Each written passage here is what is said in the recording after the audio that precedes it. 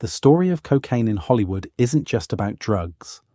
It's about ambition, excess, transformation, and the dark underbelly of the American dream itself.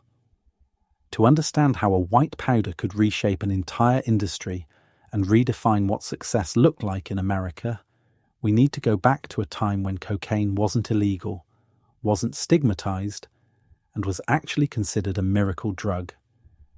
In the late 19th century, cocaine was everywhere. It was in Coca-Cola, giving the drink its name and its kick. It was in patent medicines sold to housewives for fatigue. Sigmund Freud wrote enthusiastic papers about its benefits. Pope Leo XIII reportedly carried a flask of wine mixed with cocaine and gave a medal to its manufacturer.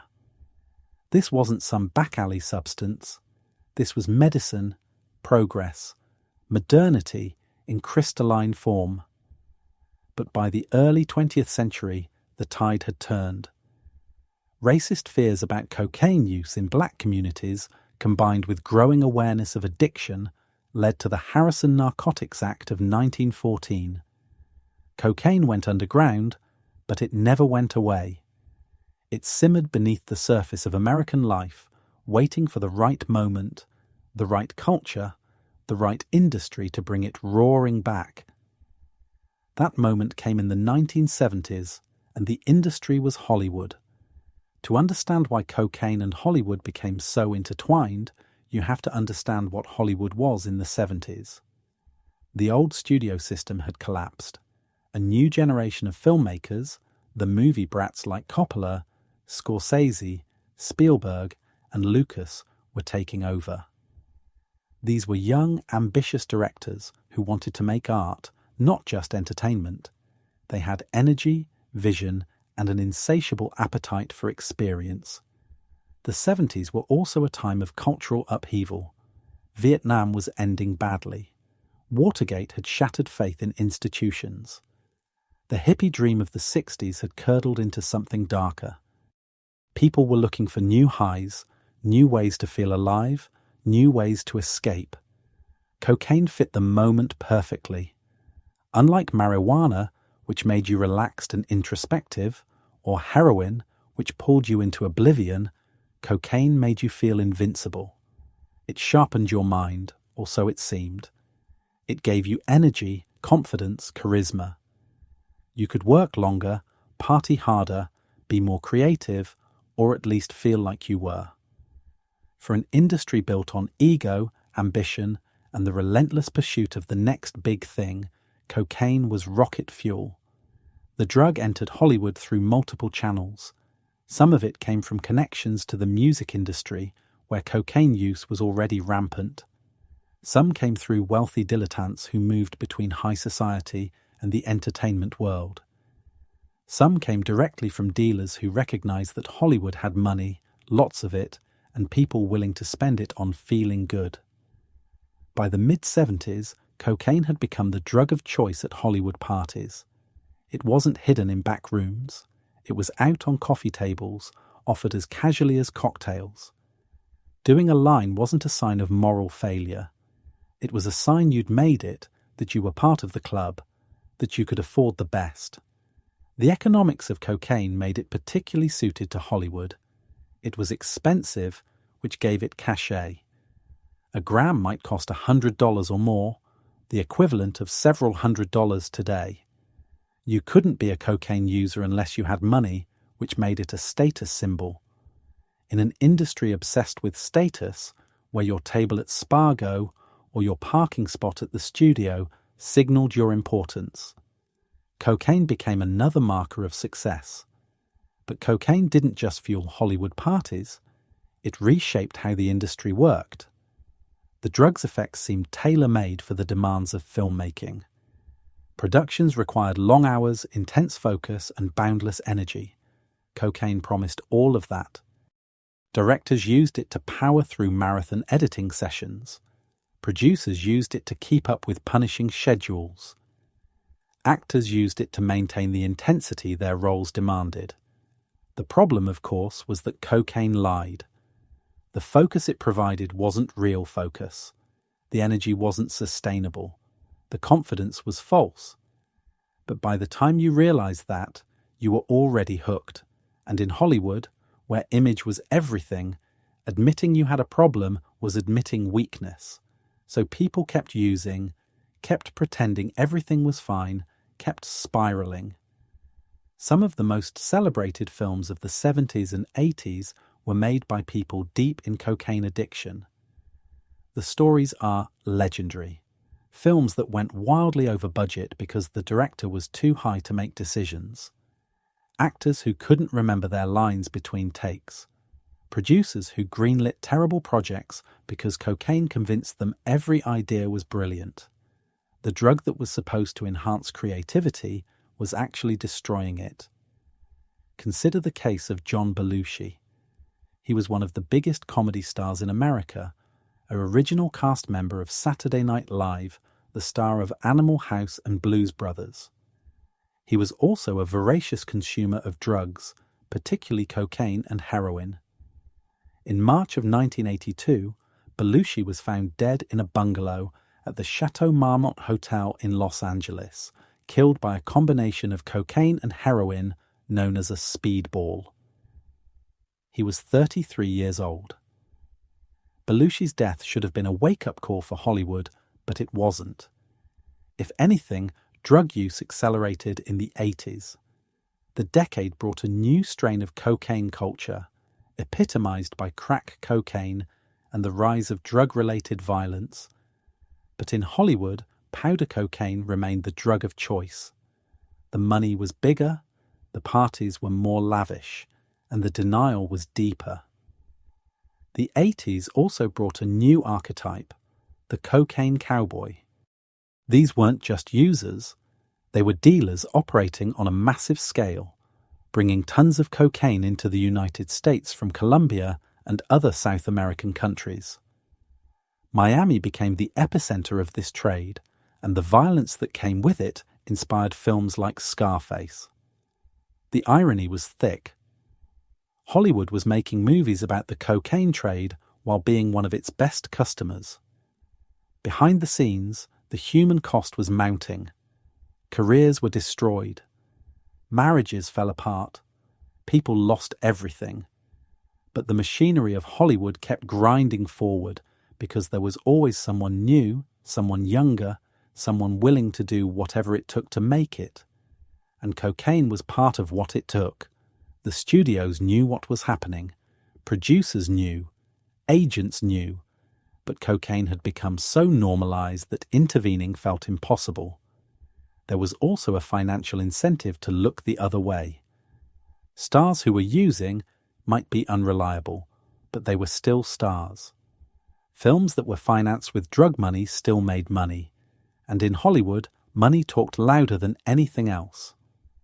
Then came a series of events that finally forced Hollywood to confront its cocaine problem. In June of 1986, basketball star Len Bias died of a cocaine overdose just days after being drafted by the Boston Celtics. The tragedy sparked national outrage and led to harsh new drug laws.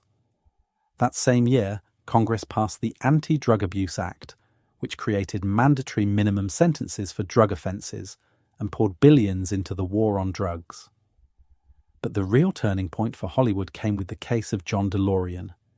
The charismatic car manufacturer had fallen on hard times and became involved in a cocaine trafficking scheme to raise money. He was arrested in October of 1982 in a sting operation, caught on video handling a briefcase allegedly containing cocaine. Though DeLorean was eventually acquitted on grounds of entrapment, the case captivated the public and showed how deeply cocaine had penetrated American business and culture. Then there was the Cotton Club murder. In 1983, Roy Radin, a theatrical producer involved in financing the film The Cotton Club, was murdered in what turned out to be a cocaine-related killing. The case implicated several Hollywood figures and exposed the connections between the entertainment industry and the drug trade. It was sordid, violent, and impossible to ignore. These high-profile cases, combined with growing public concern about crack cocaine devastating inner-city communities, created pressure for change. Hollywood began, slowly and reluctantly, to clean up its act. Studios implemented drug testing policies. Some productions hired sobriety coaches. Rehab became less stigmatized, though it still wasn't exactly celebrated. But perhaps the biggest shift was cultural. By the late 80s and early 90s, cocaine had lost its glamour. The yuppie excess of the 80s, symbolized by Wall Street's Gordon Gekko and his greed is good philosophy, had crashed along with the stock market in 1987. The AIDS crisis had made people more health-conscious and risk-averse, and the crack epidemic had revealed the devastating consequences of cocaine use, making it harder to pretend the drug was harmless. Hollywood, always sensitive to cultural shifts, began to change its portrayal of cocaine. The casual use shown in films of the 70s and 80s gave way to darker, more cautionary tales. Movies like Blow and Traffic showed cocaine not as a path to success, but as a road to destruction. The drug hadn't gone away, but its meaning had changed. Still, the legacy of Hollywood's cocaine era persisted. An entire generation of filmmakers, actors, and industry professionals had had their careers shaped or destroyed by the drug. Some managed to get clean and rebuild their lives. Others never recovered. And the films made during that era, for better or worse, bore the imprint of the cocaine culture that created them. There's a theory that cocaine fundamentally changed what American movies looked like. The frenetic energy of 80s action films, the rapid-fire dialogue of Tarantino's scripts, the aggressive editing styles that became popular, all of it can be seen as reflecting a cocaine-fueled aesthetic. Whether this is true or just an interesting coincidence is debatable, but it's undeniable that the films of the cocaine era have a particular energy, a particular intensity that sets them apart. The story of cocaine and Hollywood also reflects broader changes in the American dream itself. In the post-war era, the American dream was about stability, a house in the suburbs, a good job, a family. But by the 70s and 80s, that dream had evolved into something more ambitious and more individualistic. It was about success, wealth, fame, living large. Cocaine became the chemical embodiment of that new dream, the substance that promised you could have it all, be it all, do it all. Of course, that promise was a lie. Cocaine didn't make people more creative or more successful. It made them addicted. It destroyed relationships, ruined health, ended careers, and in too many cases, ended lives. The American dream it represented wasn't a dream at all. It was a nightmare dressed up in glamour and false confidence. Yet even as Hollywood cleaned up its act, cocaine didn't disappear. It simply became more discreet. Today, drug use in the entertainment industry continues, but it's less visible, less celebrated. There are still parties where cocaine circulates, still people whose careers are compromised by addiction. The difference is that now there's more awareness of the costs, more resources for treatment, and less tolerance for the kind of open drug use that characterized the 70s and 80s. The cocaine era also left behind a complicated cultural legacy. On one hand, it produced some remarkable films and performances. The creative energy of that period, even if chemically enhanced, resulted in work that still resonates today. On the other hand, it normalized substance abuse, contributed to devastating personal tragedies, and helped fuel a drug trade that has caused immense suffering. Looking back, what's striking is how quickly cocaine went from miracle drug to social menace to cautionary tale. In less than a century, it completed a full cycle from legal medicine to illegal scourge. And Hollywood, with its unique combination of money, ambition, and insecurity, became ground zero for that transformation. The story also reveals something about how we think about drugs in America. We tend to view drug problems through a moral lens, dividing substances into good and bad, users into innocent victims and moral failures. But the reality is messier. Cocaine wasn't embraced by Hollywood because everyone there was immoral or weak. It was embraced because it seemed to offer solutions to real problems: energy for exhaustion, confidence for insecurity, escape from pressure. That those solutions were illusory doesn't mean the problems weren't real. This raises uncomfortable questions about our current approaches to substance abuse. If prohibition and criminalization didn't stop cocaine use in Hollywood, what makes us think they'll work elsewhere? If some of the most wealthy, privileged, and educated people in America fell victim to cocaine addiction, what does that say about treating addiction as a failure of willpower or character? These questions don't have easy answers, but they're worth asking. The cocaine epidemic in Hollywood was enabled by money, access, and a culture that glorified excess. But it was also enabled by loneliness, pressure, and the desperate desire to be more than human. Those are universal feelings, not unique to the entertainment industry. In some ways, Hollywood's cocaine era was the logical endpoint of American individualism taken to its extreme. The idea that you can be anything, do anything, have anything if you just work hard enough is a beautiful ideal.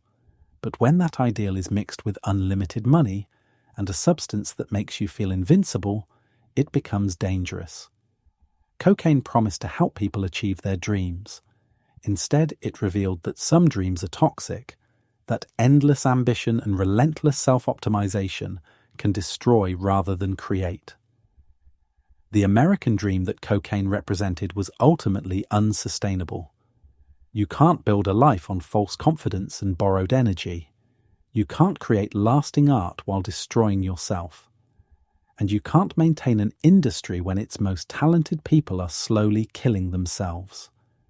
These seem like obvious truths, but in the moment, in the middle of the party, with the music loud and the lights bright and the cocaine making everything seem possible, they weren't obvious at all.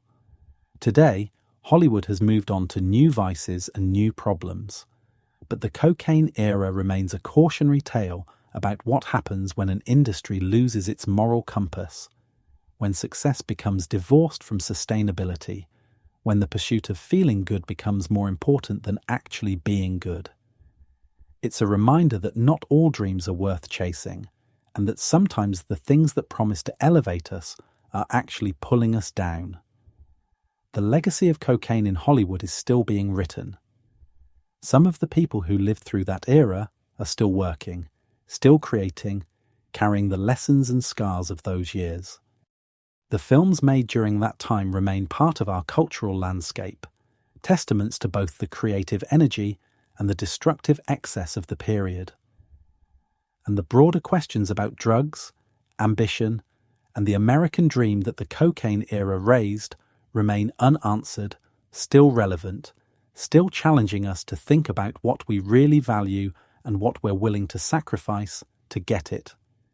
In the end, the story of cocaine and Hollywood is a very American story.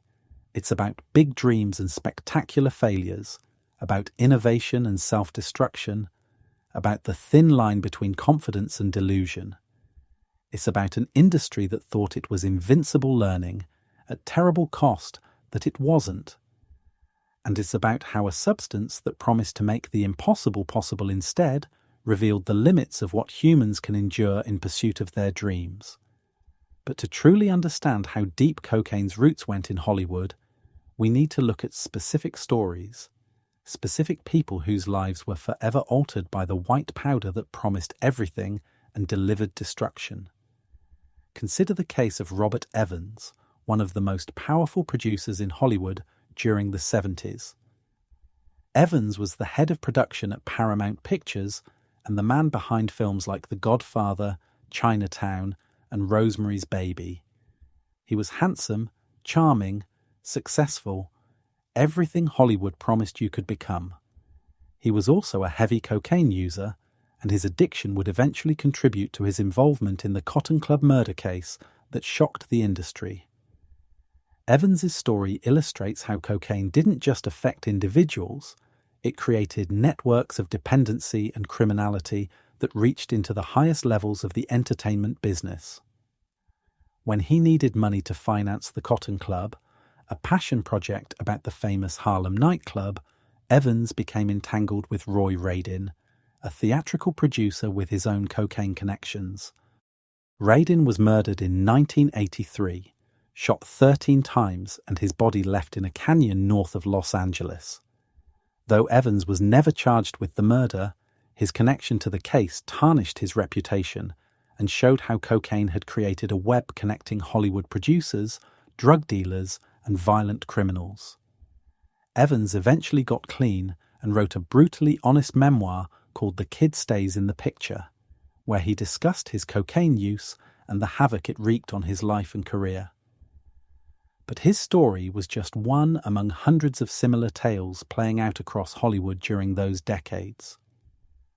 Then there's the story of Richard Pryor, one of the greatest comedians of all time, and another casualty of Hollywood's cocaine culture.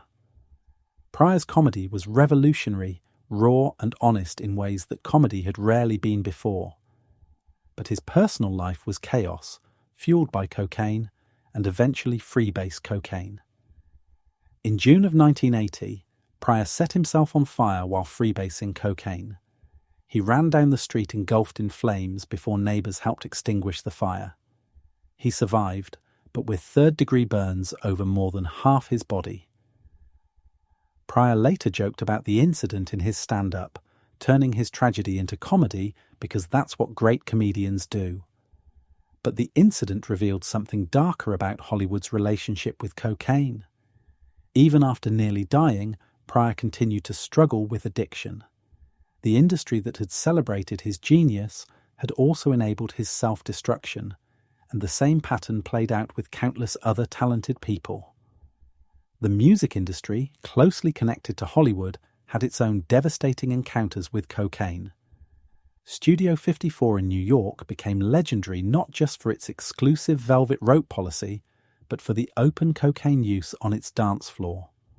The club attracted celebrities from both coasts, and what happened there influenced Hollywood culture.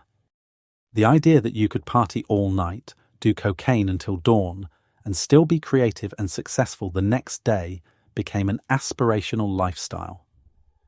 Fleetwood Mac's album Rumours, one of the best-selling albums of all time, was famously made while the band members were consuming enormous quantities of cocaine.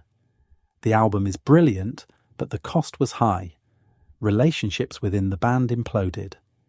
Stevie Nicks would later spend years recovering from cocaine addiction, and she's been open about how the drug nearly destroyed her voice and her life. The myth that cocaine enhanced creativity was built on albums like Rumours, but it conveniently ignored the human wreckage left behind. Directors were particularly vulnerable to cocaine's false promises. Making a film is an exercise in controlled chaos. You're managing hundreds of people, millions of dollars, and trying to realize a vision that exists only in your head. The pressure is immense, and cocaine seemed to offer a solution. It helped you stay focused during 18-hour days. It gave you the confidence to make rapid-fire decisions. It made you feel like you were in control. Brian De Palma's Scarface, released in 1983, became a cultural touchstone for cocaine culture, even though it was meant as a cautionary tale. Al Pacino's Tony Montana, with his mountain of cocaine and his speech about the bad guy, became an icon. Posters of Scarface ended up in college dorms and hip-hop videos. The film's warning about the corrupting power of cocaine and greed was lost as audiences instead celebrated Montana's rise to power. This was cocaine culture in a nutshell. Even the warnings became glorification. The irony is that Scarface itself was made in an environment saturated with cocaine. Stories from the set describe widespread drug use among cast and crew. The film was trying to critique cocaine culture while being a product of it, and that contradiction speaks to how deeply embedded the drug had become in Hollywood's DNA. Women in Hollywood faced particular pressures when it came to cocaine. The industry has always been brutal to women, with impossible standards for appearance and behavior. Cocaine offered a way to stay thin, stay energetic, and keep up with male colleagues who seem to have boundless energy. But for actresses, the consequences of addiction were often more severe. While male actors might be seen as troubled geniuses, women were more likely to be labelled as difficult or unstable. Carrie Fisher, Princess Leia herself, was open about her struggles with cocaine and other drugs. She started using on the set of Star Wars and continued throughout the 80s. Fisher later became an advocate for mental health and addiction treatment, using her fame to break down stigma. Her honesty about her struggles was brave, but it also revealed how the pressures of sudden fame and Hollywood's drug culture created a perfect storm for young actors. The relationship between cocaine and comedy deserves special attention. Comedy requires quick thinking, energy, and a willingness to take risks. Cocaine seemed to enhance all of these qualities. Saturday Night Live in the 70s was notorious for cocaine use, with stories of drug use happening openly in the offices and even during broadcasts. The show's creative energy was legendary, but so was its dysfunction. John Belushi's death was the most visible casualty, but he wasn't the only SNL cast member struggling with addiction. The pressure to be funny every week, combined with the availability of cocaine and the youth of the cast, created a dangerous environment. The show eventually implemented stricter policies, but not before cocaine had claimed multiple lives and damaged many more. The 80s brought a new dimension to Hollywood's cocaine problem with the rise of crack cocaine. While powder cocaine remained the drug of choice in wealthy Hollywood circles, crack was devastating urban communities. This created a disturbing racial and class divide. White Hollywood celebrities doing powder cocaine at parties were seen as engaging in fashionable excess. Black Americans using crack were criminalized and imprisoned under harsh mandatory minimum sentences. This disparity wasn't lost on people in Hollywood, but it didn't stop the cocaine use. If anything, it intensified the denial. As long as you were using powder cocaine, not crack, you could tell yourself you weren't really part of the problem. You were sophisticated, controlled, not like those crack addicts you saw on the news. This rationalization allowed cocaine use to continue even as its broader social costs became impossible to ignore. The film industry also began to grapple with how to portray drug use on screen. In the 70s, films like Annie Hall showed cocaine use casually, even comically. Woody Allen's character sneezes and blows away an expensive pile of cocaine, and it's played for laughs. By the late 80s and 90s, this kind of casual portrayal became less common. Films started showing the darker side of addiction, though this didn't necessarily translate to reduced drug use behind the scenes. Traffic, Steven Soderbergh's 2000 film about the drug war, represented a mature engagement with cocaine's impact on society. The film showed how cocaine connected suburban users, law enforcement, politicians, and Mexican cartels in a web of complicity and destruction.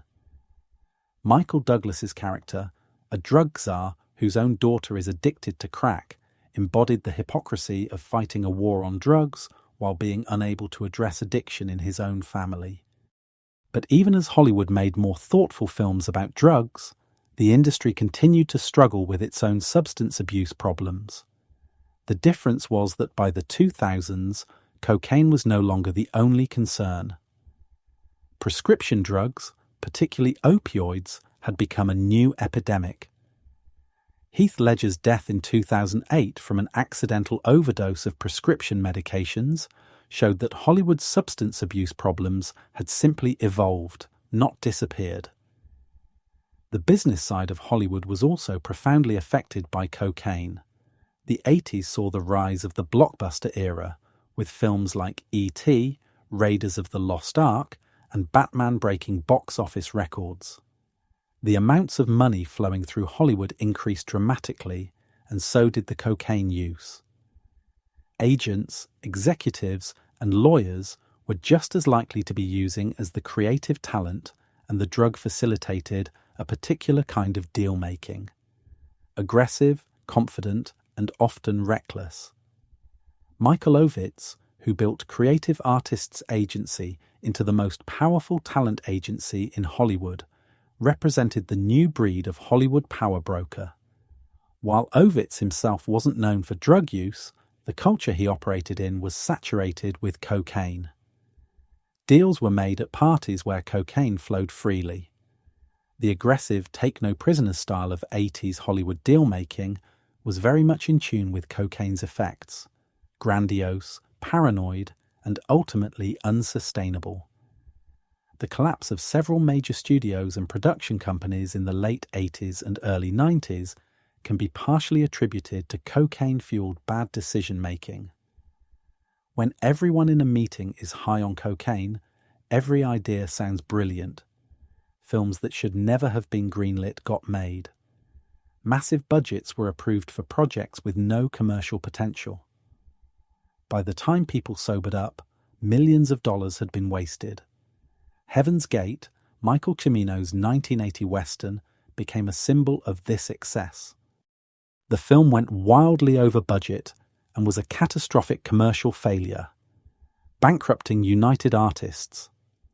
While cocaine wasn't the only factor in the debacle, the drug culture of the time certainly contributed to a mindset where normal financial constraints seemed not to apply. The international dimension of cocaine trafficking also touched Hollywood in unexpected ways. Colombian cartels, flush with cash from cocaine sales, began investing in legitimate businesses, including entertainment. Money laundering through film production became a real concern, and the line between legitimate financing and drug money sometimes blurred. The glamorous world of film premieres and award shows was, in some cases, being funded by the same cartels that were flooding American streets with cocaine. This connection between Hollywood and the cartels wasn't always obvious, but it was real. Producers looking for financing sometimes asked few questions about where the money came from, and the cartels were happy to invest in films as a way to launder their profits. The entertainment industry's cash-intensive nature and creative accounting practices made it an attractive target for money laundering. The damage cocaine did to relationships in Hollywood is incalculable. Marriages fell apart as one or both partners became addicted. Friendships ended over drug debts or betrayals committed while high. Professional partnerships that should have produced great work instead produced dysfunction and disappointment. The drug that was supposed to make people more social and connected instead isolated them, trapping them in addiction and denial. Children of Hollywood celebrities during the cocaine era faced particular challenges. Growing up around fame is difficult enough, but growing up around fame and addiction creates trauma that can last generations. Some children of stars from this era have spoken about the chaos of their childhoods, the neglect they experienced, the way cocaine seemed more important to their parents than they were. Drew Barrymore's story is illustrative. She became famous as a child actress in E.T., but by her early teens, she was already struggling with alcohol and drug addiction, including cocaine. Her childhood had been spent around adult film sets where substance abuse was normalized. By the time she was 13, she was in rehab. Barrymore eventually got clean and rebuilt her career, but her story shows how Hollywood's cocaine culture affected even its youngest members. The recovery movement that eventually took hold in Hollywood was partly driven by these casualties. As more and more talented people died or saw their careers destroyed, the industry slowly began to recognize that something had to change. 12-step programs like Alcoholics Anonymous and Narcotics Anonymous found adherents in Hollywood. Rehab facilities like the Betty Ford Center became common destinations for celebrities seeking treatment. Robert Downey Jr.'s story represents both the depths of addiction and the possibility of recovery. In the 90s, Downey was one of the most talented actors of his generation, but his cocaine and heroin addiction made him virtually unemployable. He was arrested multiple times, violated probation, and seemed destined to become another Hollywood tragedy. But Downey got clean, stayed clean, and rebuilt his career to become Iron Man and one of the highest-paid actors in the world. His story gave hope that recovery was possible even after years of addiction. The science of addiction was also evolving during this period. For decades, addiction had been seen primarily as a moral failing or a lack of willpower. But by the 90s and 2000s, neuroscience was revealing that addiction fundamentally changed brain chemistry. Cocaine, in particular, was shown to interfere with the brain's dopamine systems, creating intense cravings and making it extremely difficult to quit. This scientific understanding slowly began to change how Hollywood, and society more broadly, viewed addiction. If addiction was a disease, rather than a choice, then treatment made more sense than punishment. This shift in thinking contributed to more people seeking help and more successful recovery outcomes. However, the stigma around addiction never fully disappeared in Hollywood. Even today, actors worry that admitting to substance abuse problems will cost them roles. The industry wants redemption stories, but it's less comfortable with ongoing struggles. This creates pressure on people in recovery to appear completely healed, which can actually make staying sober more difficult. The craft of filmmaking itself changed partly in response to the cocaine era. As the industry recognized that 18-hour days and brutal schedules contributed to substance abuse, some productions began implementing more humane working conditions. Union rules about breaks and maximum working hours were strengthened. This didn't eliminate drug use, but it acknowledged that the conditions of film production had been enabling it. Cinematographers and editors from the cocaine era have talked about how the drug affected the look of films. The kinetic, aggressive visual style that became popular in the 80s, with rapid cuts, handheld cameras, and high-contrast lighting, reflected a cocaine aesthetic. Whether the drug directly influenced these choices or whether it was simply zeitgeist is debatable, but the correlation is striking. Music videos in the 80s, which were often directed by film directors, show this aesthetic even more clearly. MTV became hugely influential during this period, and the fast-paced, visually aggressive style of 80s music videos owes something to cocaine culture. The idea that you needed constant stimulation, that slow or contemplative was boring, that more was always better, these were very much cocaine-era values. The advertising industry, closely connected to Hollywood, had its own cocaine problem. The creative demands of advertising, with tight deadlines and high pressure, made cocaine attractive. And advertising executives had expense accounts and client budgets that made buying drugs easy. The slick, high-energy commercials of the 80s, like the famous Apple 1984 Super Bowl ad, reflected a cultural moment shaped by cocaine. As we moved into the 90s, grunge and alternative culture represented a rejection of 80s excess. Bands like Nirvana and Pearl Jam were explicitly anti-cocaine, preferring heroin or simply alcohol. In Hollywood, this translated to a move away from the glossy, high-concept films of the 80s toward more gritty, realistic fare. Independent cinema flourished, partly as a reaction against the cocaine-fueled blockbuster mentality.